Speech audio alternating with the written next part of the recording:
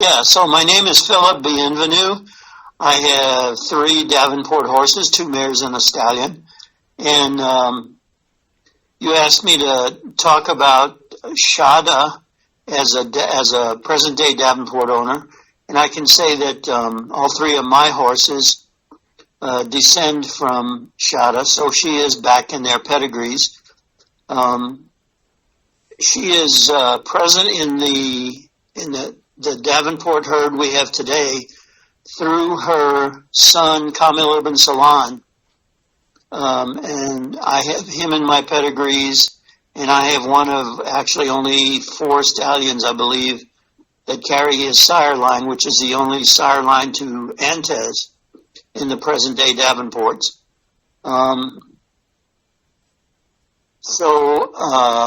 Let's see. So Fred tells me that when he was fairly young, I'm not sure if he was still in college, he might have been, but he went with his father to Alice Payne's ranch in California, where she was breeding fairly intense Raffles pedigrees. And at the time, he was hoping to acquire a mare at some point that he could produce a foal from. And so he looked at her horses, and she talked to him to make sure that he really was serious about it. And then she actually told him that in addition to her horses, he should consider a few other bloodlines among the Arabians then, and check them out and try to decide what type he really liked. And among the bloodlines she suggested he go look at was the Davenports at Charles Craver's. I guess she was already a friend of Charles Craver, and I know she'd visited his place a number of times over the years because I've heard him talk about it. But she encouraged Fred to go and talk to Charles and see what his horses looked like and consider those as well. So Fred did. When he got there, he found one particular mare that was Antan that apparently he liked and commented on. And Charles told him, well, if you want to get ahead like that, there's a Gamil line, and he was referring to the Sunny Acres horses that descended from Gamil, and told him that one or more of those mares might be available if he did a search and found them out. So in those days, I think you had to do it through the registry's books. We certainly didn't have Google back then or a data source, but Fred was able to find Mayday, and she was actually in Kansas, and Fred's in Denver, so eventually he was able to acquire her. And then Charles suggested that he check out the stallion Kamil Ibn Salon in California. When he got Mayday, the first thing he did was lease her to Charles, and she was bred to Tripoli for two daughters, and then bred to Tripoli's son Sir for a colt. But Charles encouraged Fred to go look at the stallion in California, and Fred wound up bringing him back to Colorado. So he was bred to Mayday's daughters by Tripoli, and that started the MIMAC program, and Charles Craver helped with it quite a bit over the years. He kept one of the daughters, and the descendants just went back and forth. They both used them.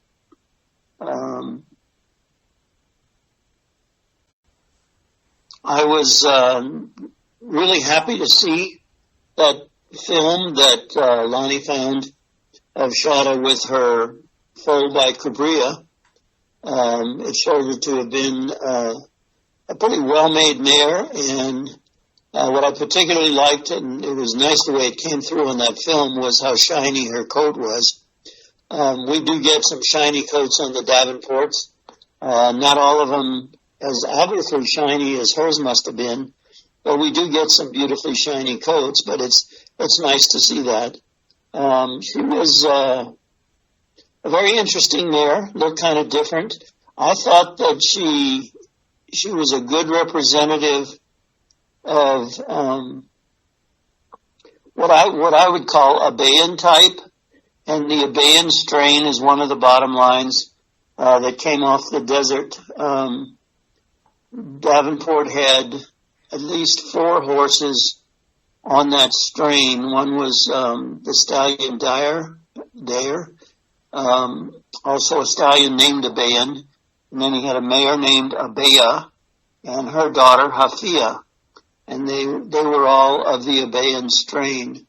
It's a fairly distinctive type, I think, although there's disagreement even among Davenport breeders about what the strains are really good for and stand for, and whether you really can see family resemblances, but I think you can.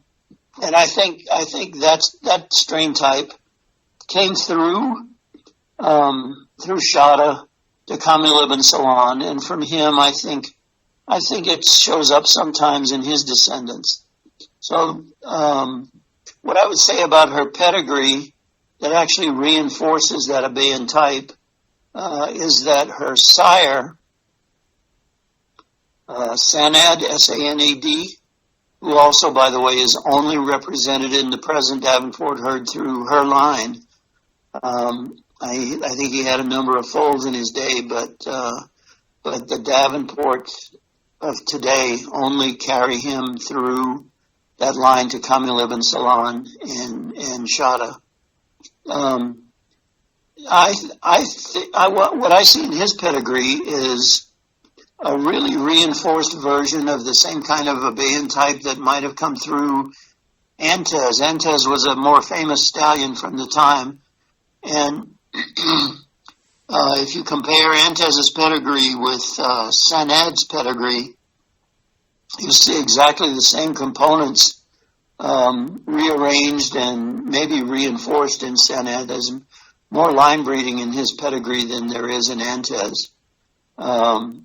But anyway, he shows a fairly strong Abayan type in his pedigree.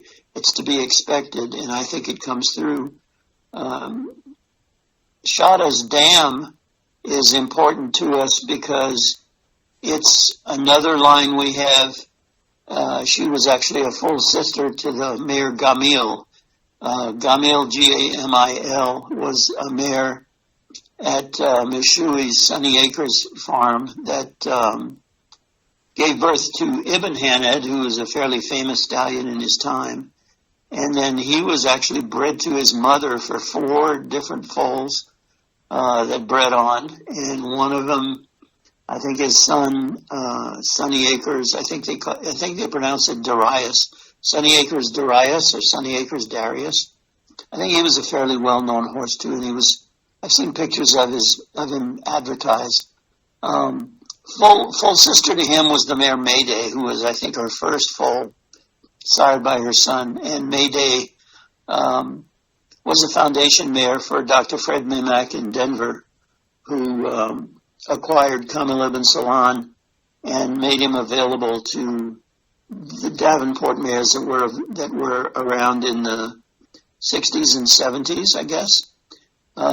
So it's because of Fred Mimak that both Mayday's line and Kamilib and Salon's descendants are part of the herd today. Gamil was a fairly famous, highly considered mare in her time. So it's nice to have another line to her to her sister. What I'm thinking is, I'm not sure I've ever seen a picture of Sheba, but I have seen pictures of Saned.